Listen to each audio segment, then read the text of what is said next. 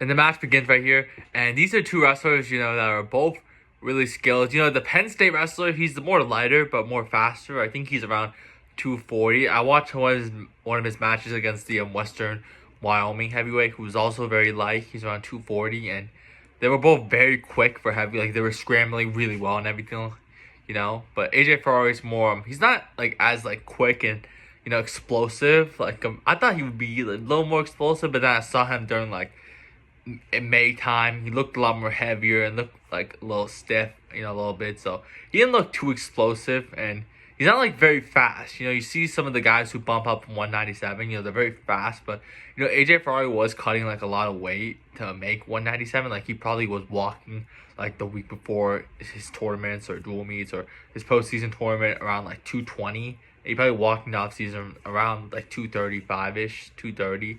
Some of the heavier 197 cut a lot of weight. The Wyoming heavyweight as well. He cut. I mean,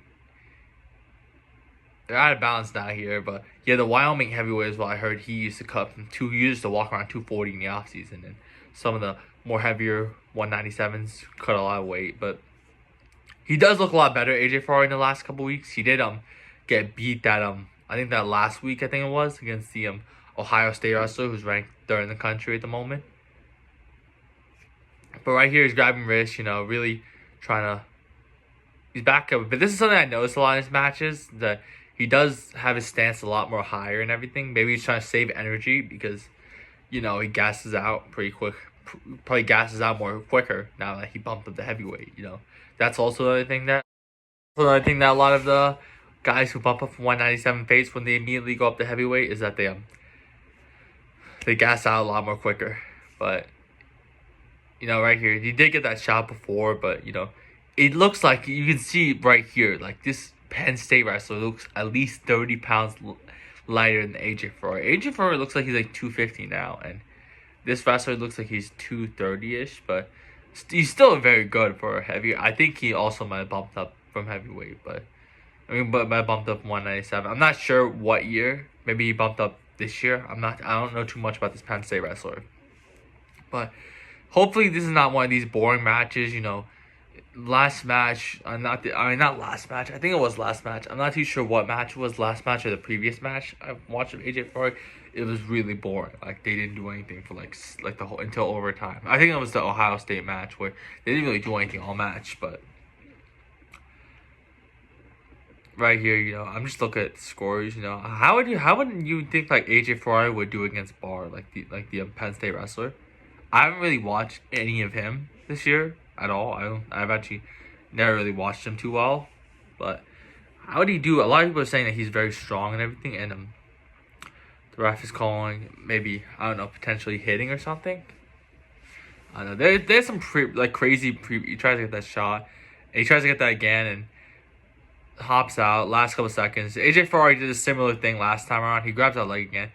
He does. So he did that same thing last time around where he just shot at the last seconds of the match, which it makes sense. It's a low risk thing. And in the previous, this dual meet so far had some crazy matches that I didn't really watch them. I saw that one moment where the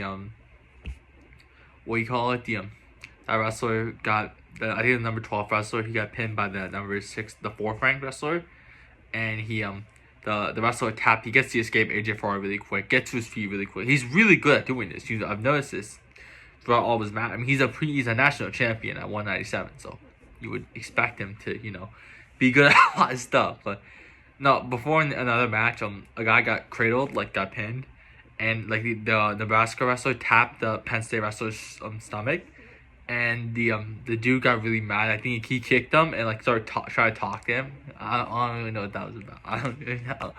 I mean, you could have done that. Like, you had like 7 minutes to give a little bit of action.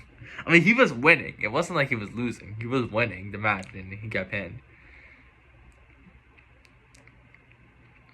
So from here, a lot of heavyweight matches that I was watching recently were a lot more entertaining. I've watched like a lot more. I watched the Iowa State wrestler, that heavyweight. He tries to get the shot, and Penn State, he gets behind him right there. He grabs that leg, And if he can just like make him not go out of bounds, because AJ Ferrari is just running out of bounds right now.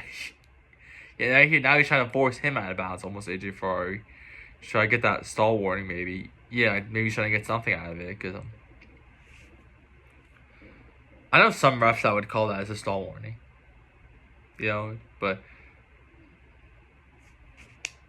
maybe not like at this sort of, matchup. They probably have really good refs. They don't probably have refs that give stall calls every single time someone gets pushed out of bounds. But no, why am I stuttering? What is going on? The Iowa State wrestler, the heavyweight that I was watching some of his matches are like crazy. I mean, he dominates them, but like they're so much fun to watch. So it's a little boring watching some of AJ Ferrari. It's not boring. Why am I saying that? This last match was really boring. I'll just say that. He tries to get a shot there once again in the last seconds of the match. I guess that underhook, and at this point, really, if this is one of those matches that is probably gonna this is probably one of those matches that are probably gonna go to overtime either, or whoever gets the stall call or the riding time wins. Basically, if this Penn State wrestler, right? Penn State's on No, who's on bottom? The Penn State wrestler's on bottom. So if AJ Ferrari can hold him down, he could win. Or get enough riding time, he could win the match. Which, it's going to be harder for this Penn State wrestler to get up because how heavy AJ Ferrari is compared to him. But he does get to his feet. He's trying to do something. It's going to be really hard for him to do something.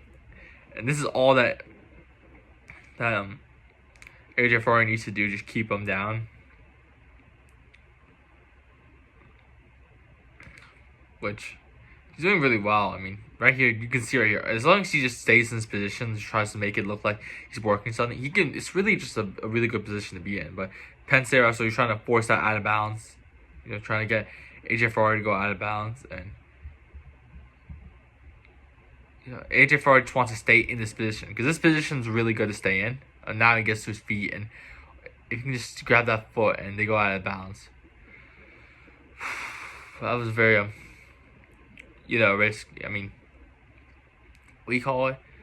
That was really good for AJ Ferrari. He got a lot of time off the clock. I don't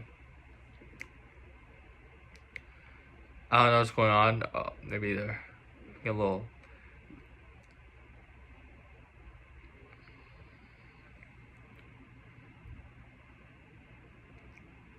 I don't know what the team score is though as well. This is actually a pretty close duel meet. Like Penn State didn't just completely destroy this Nebraska team. Like they were both really good teams. They did really good throughout this whole duel meet. Both.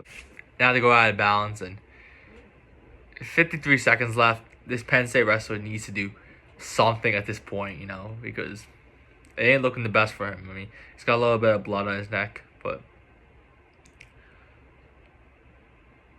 and who knows? Maybe AJ Ferrari can, I don't know, maybe pin the guy, maybe get a tilt on him, do something. You don't see too much. I haven't seen too much tilt at a false start. I'm assuming. I think maybe the Penn State wrestler might have gone on too early.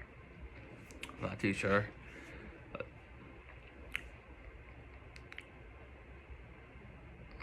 I mean, how old is this Penn State wrestler? Because I know AJ Ferrari's really old.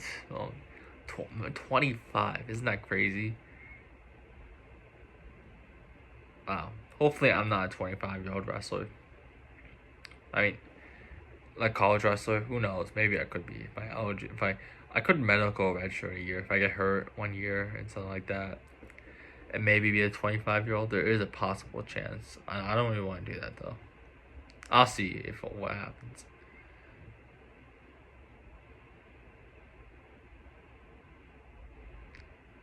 And right there, they go out of bounds again. 23 seconds left. And he secures the riding time, which is really crucial now, I think.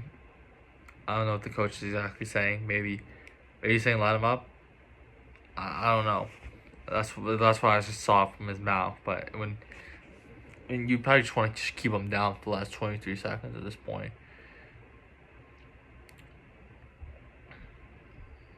And he does get to his feet a bit, trying to get his hands up there. And trying to run out now, and he does run out, but now he just has to take him down. This Penn State wrestler needs to take him down. AJ Ferrari's gonna stay out of bounds right here and run away and